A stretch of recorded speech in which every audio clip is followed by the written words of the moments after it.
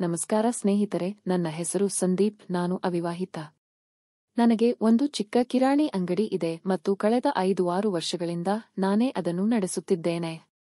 ನಮ್ಮ ಊರು ಚಿಕ್ಕದಾದರೂ ನನ್ನ ಅಂಗಡಿ ಚೆನ್ನಾಗಿ ನಡೆಯುತ್ತದೆ.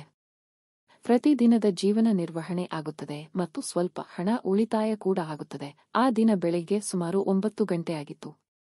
ಅಂಗಡಿಯಲ್ಲಿ ಹೆಚ್ಚಿನ ಗ್ರಾಹಕರು ಇರಲಿಲ್ಲ. 2 ಮಾತ್ರ ಬಂದು ಹೋಗಿದ್ದರು. ಹಾಗಾಗಿ ನಾನು ಮೊಬೈಲ್ನಲ್ಲಿ ಏನೋ ನೋಡುತ್ತಿದ್ದೆ. ಆಗಲೇ ಎದುರಿನಿಂದ ಒಂದು ಮಧುರವಾದ ಧ್ವನಿ ಕೇಳಿಸಿತು. 1 ಕಿಲೋ ಸಕ್ಕರೆ ಕೊಡುತ್ತೀರಾ? ನಾನು ತಲೆ ಎತ್ತಿ ನೋಡಿದೆ ಮತ್ತು ಕ್ಷಣಕಾಲ ಅಲ್ಲೇ ನಿಂತುಬಿಟ್ಟೆ. ನನ್ನ ಮುಂದೆ ಒಬ್ಬಳು ತರುಣಿ ನಿಂತಿದ್ದಳು. ಗೌರವರ್ಣದ ಎತ್ತರದ ಸುಂದರವಾದ ಕಪ್ಪು ಉದ್ದನೆಯ ಕೂದಲನ್ನು ಹಾಗೆಯೇ ಬಿಟ್ಟಿದ್ದಳು. ಮುಖದ ಮೇಲೆ ಗುಲಾಬಿ ಬಣ್ಣದ ಲವ್ ಪೌಡರ್ ಮತ್ತು ಕಣ್ಣುಗಳಲ್ಲಿ ಒಂದು ವಿಭಿನ್ನ ಆಕರ್ಷಣೆ ಇತ್ತು.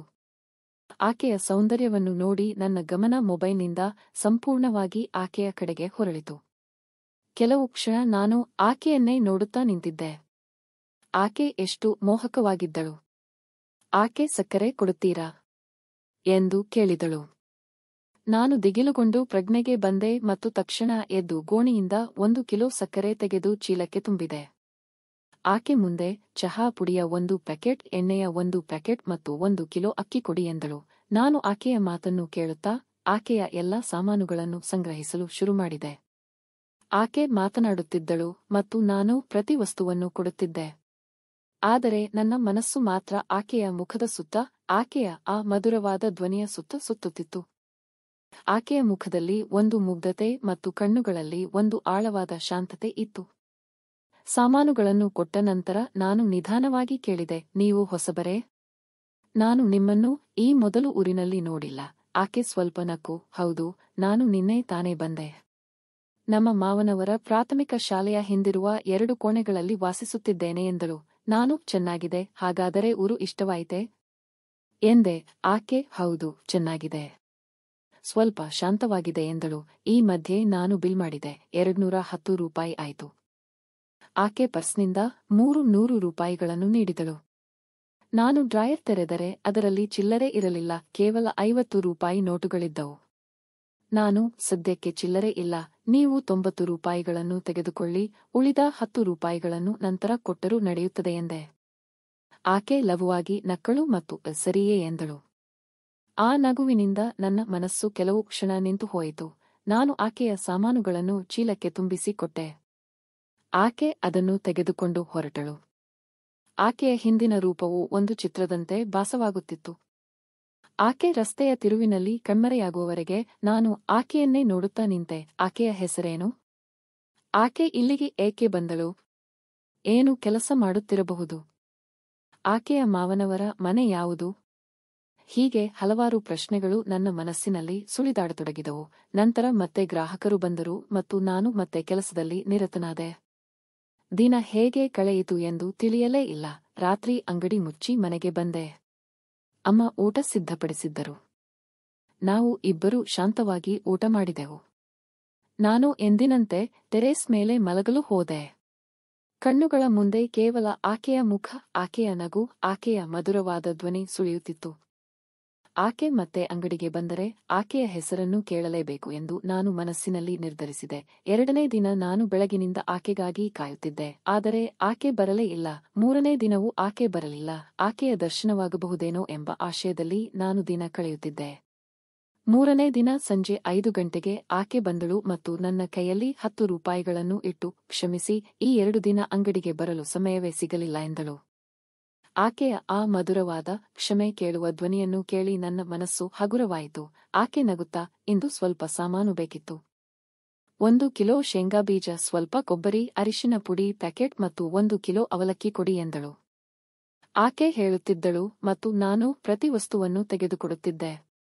ಆದರೆ ನನ್ನ ಸಂಪೂರ್ಣ ಗಮನ ಆಕೆಯ ಮುಖದ ಮೇಲೆ, ಆಕೆಯ ಮಾತಿನ ಮೇಲೆ ಮತ್ತು ಆಕೆಯ ಸರಳ ಆದರೆ ಆಕರ್ಷಕ ಸ್ವಭಾವದ ಮೇಲೆ ಇತ್ತು.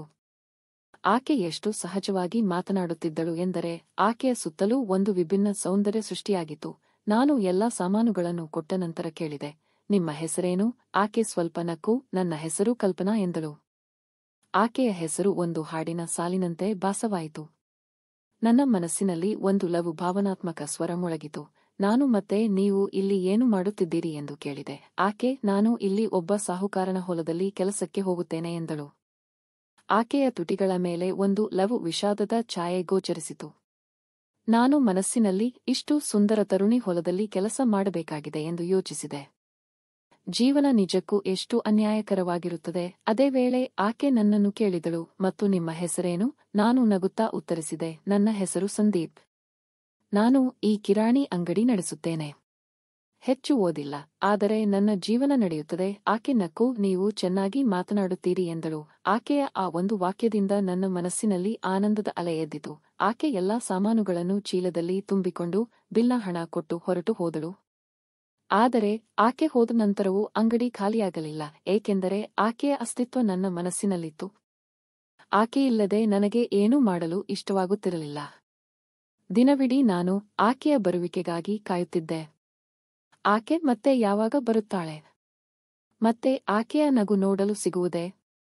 ಆಕೆಯೊಂದಿಗೆ ಸ್ವಲ್ಪ ಹೆಚ್ಚು ಮಾತನಾಡಲು ಸಾಧ್ಯವಾಗುವುದೇ? ಈ ವಿಚಾರಗಳು ನನ್ನ ಮನಸ್ಸಿನಲ್ಲಿ ಸದಾ ಸುತ್ತುತ್ತಿರುತ್ತಿದ್ದವು. ಚಳಿಗಾಲ ಮುಗಿದು ಬೇಸಿಗೆ ಶುರುವಾಗಿತ್ತು. ಆ ದಿನ ಆಕಾಶದಲ್ಲಿ ಇದ್ದಕ್ಕಿದ್ದಂತೆ ಕಪ್ಪು ಮೋಡಗಳು ತುಂಬಿಕೊಂಡವು ಮತ್ತು ಸಂಜೆ ಮಳೆ ಶುರುವಾಯಿತು. ಸುಮಾರು 7 ಗಂಟೆ ಆಗಿತ್ತು. ನಾನು ಅಂಗಡಿ ಮುಚ್ಚುವ ಬಗ್ಗೆ ಯೋಚಿಸುತ್ತಿದ್ದೆ, ಆದರೆ ಹೊರಗೆ ಜೋರಾಗಿ ಮಳೆ ಸುರಿಯುತ್ತಿತ್ತು. ಮಿಂಚು ಮತ್ತು ಗಾಳಿ ಬೀಸುತ್ತಿತ್ತು. ನಮ್ಮ ಮನೆ 1 ಕಿಲೋಮೀಟರ್ ದೂರದಲ್ಲಿದ್ದರಿಂದ ಸ್ವಲ್ಪ ಸಮಯ ನಿಲ್ಲಲು ನಿರ್ಧರಿಸಿದೆ. ಅದೇ ಸಮಯದಲ್ಲಿ ನನಗೆ ಎದುರಿನಿಂದ ಆಕೆ ಕಾಣಿಸಿದಳು. ಕಲ್ಪನಾ ಮಳೆಯಲ್ಲಿ ನೆನೆಯುತ್ತಾ ನನ್ನ ಅಂಗಡಿಯ ಕಡೆಗೆ ಬರುತ್ತಿದ್ದಳು. ಆಕೆಯ ತಲೆಯ ಮೇಲೆ ಒಂದು ಛತ್ರಿ ಇತ್ತು, ಆದರೆ ಅದು ಸ್ವಲ್ಪ ಹರಿದಿತ್ತು. ಮಳೆಯ ಹನಿಗಳು ಆಕೆಯ ಕೂದಲಿನಿಂದ ಇಳಿದು ಮುಖದ ಮೇಲೆ ಬೀಳುತ್ತಿದ್ದವು.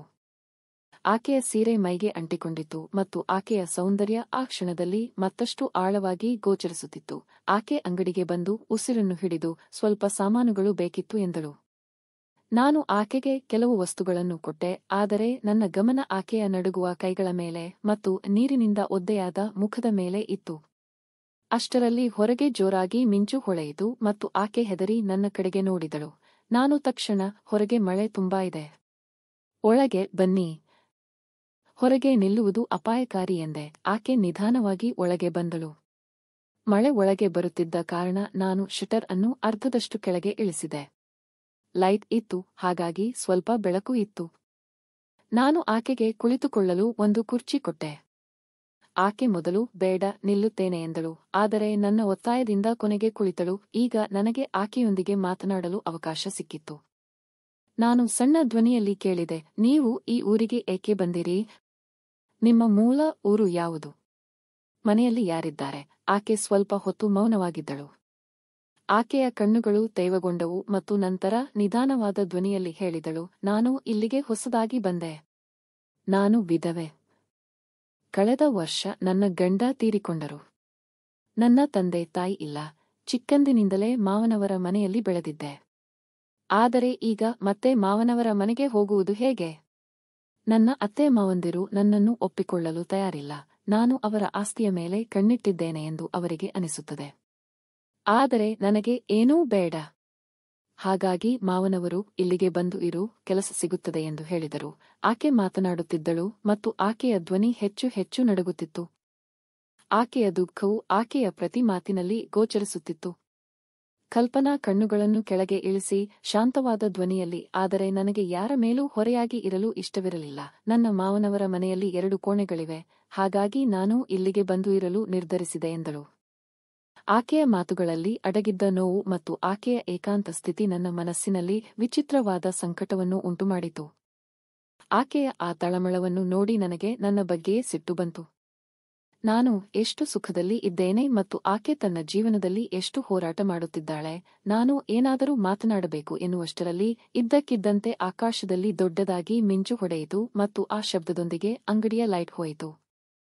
ಕಡು ಕತ್ತಲು ಆವರಿಸಿತು. ಆಕೆ ಕ್ಷಣಾರ್ಧದಲ್ಲಿ ಹೆದರಿ, ಭಯದಿಂದ ತಕ್ಷಣ ನನ್ನನ್ನು ಗಟ್ಟಿಯಾಗಿ, ಏನಾಗುತ್ತಿದೆ ಎಂದು ನನಗೆ ಅರ್ಥವಾಗಲಿಲ್ಲ. ಆದರೆ ಆಕೆಯ ಆ ನಡುಗುವ ಕೈಗಳ ಸ್ಪರ್ಶ ಮತ್ತು ಆಕೆಯ ಸಾಮೀಪ್ಯದಿಂದ ನನ್ನ ಮನಸ್ಸು ಒಂದು ವಿಭಿನ್ನ ಭಾವನೆಯಿಂದ ತುಂಬಿಹೋಯಿತು. ಕೆಲವೇ ಕ್ಷಣಗಳಲ್ಲಿ ಮತ್ತೆ ಲೈಟ್ ಬಂತು ಮತ್ತು ಆಕೆ ತಾನು ಒಬ್ಬ ಪುರುಷನ ಆಲಿಂಗನದಲ್ಲಿ ಇದ್ದೇನೆ ಎಂದು ಅರಿತುಕೊಂಡಳು. ಆಕೆ ತಕ್ಷಣ ದೂರ ಸರಿದಳು, ತಲೆ ತಗ್ಗಿಸಿದಳು ಮತ್ತು ಆಕೆಯ ಕಣ್ಣುಗಳು ತೇವಗೊಂಡವು. ನಾನು ಏನೂ ಮಾತನಾಡಲಿಲ್ಲ, ಕೇವಲ ಶಾಂತವಾಗಿ ಆಕೆಯ ಕಡೆಗೆ ನೋಡುತ್ತಾ ನಿಂತೆ. ಮಳೆ ಇನ್ನೂ ಜೋರಾಗಿ ಬೀಳುತ್ತಿತ್ತು. ಇಬ್ಬರೂ ಹೀಗೆ ಒಟ್ಟಿಗೆ ನಿಲ್ಲುವುದು ಸರಿಯಲ್ಲ ಎಂದು ನನಗೆ ಅನಿಸಿತು. ನನ್ನ ಬಳಿ ಇನ್ನೂ ಒಂದು ಛತ್ರಿ ಇದೆ. ನಾನು ನಿಮ್ಮನ್ನು ಮನೆಗೆ ಬಿಡುತ್ತೇನೆ. ಮಳೆ ಇಷ್ಟೊಂದು ಇರುವಾಗ ನೀವು ಒಬ್ಬರೇ ಹೋಗಬೇಡಿ ಎಂದೆ. ಆಕೆ ಸ್ವಲ್ಪ ಸಮಯ ಶಾಂತಳಾಗಿದ್ದಳು ಮತ್ತು ನಂತರ ಲಘು ಧ್ವನಿಯಲ್ಲಿ ಸರಿಯೇ ಎಂದಳು. ನಾನು ಅಂಗಡಿಯ ಶಟರ್ ಮುಚ್ಚಿದೆ, ಆಕೆಯ ಕೈಗೆ ಛತ್ರಿ ಕೊಟ್ಟೆ ಮತ್ತು ನಾವು ಇಬ್ಬರೂ ಆ ಒಂದೇ ಛತ್ರಿಯ ಕೆಳಗೆ ನಡೆಯಲು ಶುರುಮಾಡಿದೆವು. ಮಳೆ ಇನ್ನೂ ಜಿಟಿ ಸುರಿಯುತ್ತಿತ್ತು. ರಸ್ತೆಯಲ್ಲಿ ನಿಂತಿದ್ದ ನೀರು ನಮ್ಮ ಕಾಲುಗಳ ಮೇಲೆ ಬೀಳುತ್ತಿತ್ತು. ಆಕೆಯ ಭುಜಕ್ಕೆ ನನ್ನ ಭುಜ ತಗುಲುತ್ತಾ ನಡೆಯುವುದು ನನ್ನ ಮನಸ್ಸಿನಲ್ಲಿ ಒಂದು ಅಜ್ಞಾತ ಆನಂದವನ್ನು ಸೃಷ್ಟಿಸುತ್ತಿತ್ತು. ಆಕೆಯ ಒದ್ದೆ ಕೂದಲು, ಮುಖದ ಮೇಲೆ ಬೀಳುತ್ತಿದ್ದ ಮಳೆಯ ಹನಿಗಳು ಮತ್ತು ಆಕೆಯ ನಾಚಿಕೆಯ ನಡಿಗೆ, ಆ ಕ್ಷಣದಲ್ಲಿ ಆಕೆ ನನಗೆ ಈ ಜಗತ್ತಿನ ಅತ್ಯಂತ ಸುಂದರ ಸ್ತ್ರೀ ಎಂದು ಅನಿಸಿತು. ಆಕೆಯ ಮನೆ ಹತ್ತಿರ ಬಂದಾಗ ನಾನು, ಸರಿ, ಈಗ ನಾನು ಹೊರಡುತ್ತೇನೆ ಎಂದೆ. ಆದರೆ ಆಕೆ ಸ್ವಲ್ಪ ನಿಲ್ಲಿಸಿ, ಇರಿ, ಸ್ವಲ್ಪ ಸಮಯ ಇರಿ. ಬಂದೇ ಇದ್ದೀರಾ, ಚಹಾ ಕುಡಿದು ಹೋಗಿ ಎಂದಳು. ನಾನು ಸ್ವಲ್ಪ ನಕ್ಕು, ಹೌದು, ಸರಿ ಎಂದೆ. ನಾನು ಆಕೆಯ ಮನೆಗೆ ಹೋದೆ. ಮನೆ ಚಿಕ್ಕದಾಗಿತ್ತು, ಆದರೆ ತುಂಬಾ ಸ್ವಚ್ಛವಾಗಿತ್ತು. ಮಣ್ಣಿನ ಸುಗಂಧ, ಮೂಲೆಯಲ್ಲಿ ಉರಿಯುತ್ತಿದ್ದ ಒಲೆ ಮತ್ತು ಗೋಡೆಗಳ ಮೇಲೆ ಹಾಕಿದ್ದ ಕೆಲವು ಹಳೆಯ ಫೋಟೋಗಳು, ಅದೆಲ್ಲವೂ ಮನೆಗೆ ಒಂದು ವಿಭಿನ್ನವಾದ ಆತ್ಮೀಯ ಭಾವನೆಯನ್ನು ನೀಡುತ್ತಿತ್ತು. ಆಕೆ ನನಗೆ ಕುಳಿತುಕೊಳ್ಳಲು ಒಂದು ಚಾಪೆಯನ್ನು ಹಾಕಿದಳು ಮತ್ತು ಚಹಾದ ಪಾತ್ರೆಯನ್ನು ಒಲೆಯ ಮೇಲೆ ಇಟ್ಟು ನೀರು ಕಾಯಿಸಲು ಶುರುಮಾಡಿದಳು. ಆಕೆಯ ಮುಖದ ಮೇಲೆ ಒಲೆಯ ಬೆಂಕಿ ಹೊಳೆಯುತ್ತಿತ್ತು. ಆಕೆಯ ಕೂದಲಿನಲ್ಲಿ ಸುವರ್ಣ ಬೆಳಕು ಮಿಂಚುತ್ತಿತ್ತು ಮತ್ತು ಆಕೆಯ ಕಣ್ಣುಗಳಲ್ಲಿ ಏನೋ ಒಂದು ಅನನ್ಯವಾದ ಶಾಂತ ಸೌಂದರ್ಯವಿತ್ತು. ನಾನು ಆಕೆಯನ್ನೇ ನೋಡುತ್ತಾ ನಿಂತೆ. ಆಕೆ ಸರಳವಾಗಿದ್ದಳು, ಆದರೆ ಆ ಸರಳತೆಯಲ್ಲಿ ಒಂದು ಮಾಂತ್ರಿಕತೆ ಇತ್ತು. ಸ್ವಲ್ಪ ಸಮಯದ ನಂತರ ಆಕೆ ಕೈಯಲ್ಲಿ ಚಹಾ ತಂದಳು ಮತ್ತು ಇದು ಬಿಸಿ ಬಿಸಿ ಚಹಾ ಎಂದಳು.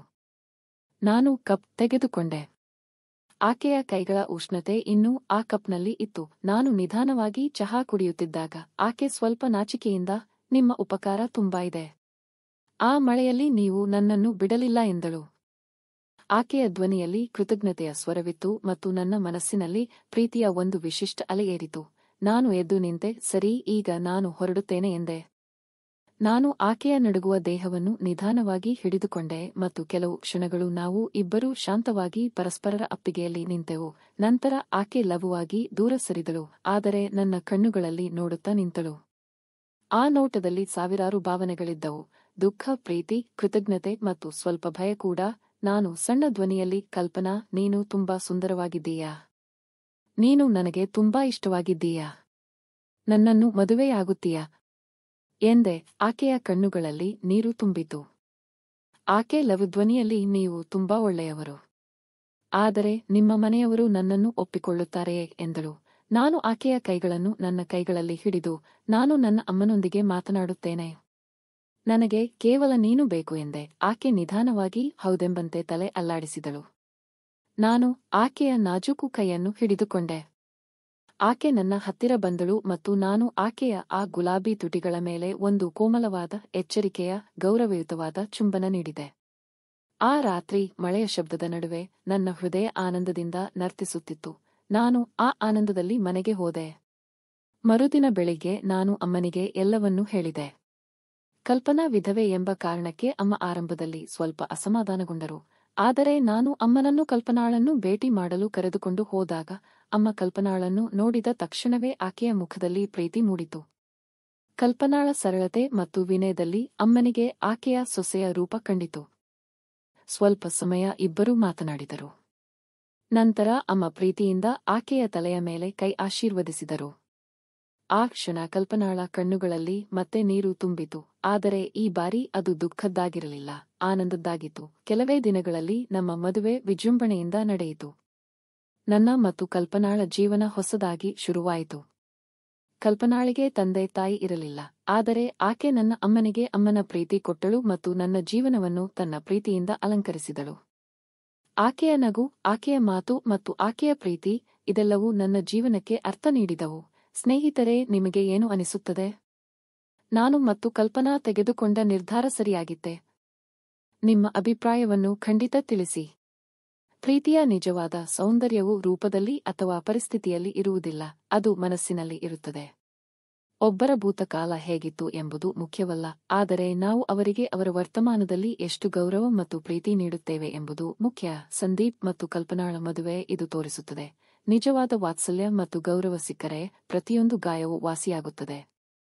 ನಿಮಗೆ ಮತ್ತು ಕಲ್ಪನಾಳ ಈ ಸರಳ ಆದರೆ ಮನಸ್ಸನ್ನು ಮುಟ್ಟುವ ಪ್ರೇಮಕತೆ ಇಷ್ಟವಾಗಿದ್ದರೆ ಲೈಕ್ ಮಾಡಿ, ಶೇರ್ ಮಾಡಿ ಮತ್ತು ಚಾನೆಲ್ಗೆ ಸಬ್ಸ್ಕ್ರೈಬ್ ಮಾಡಲು ಮರೆಯಬೇಡಿ. ಧನ್ಯವಾದಗಳು.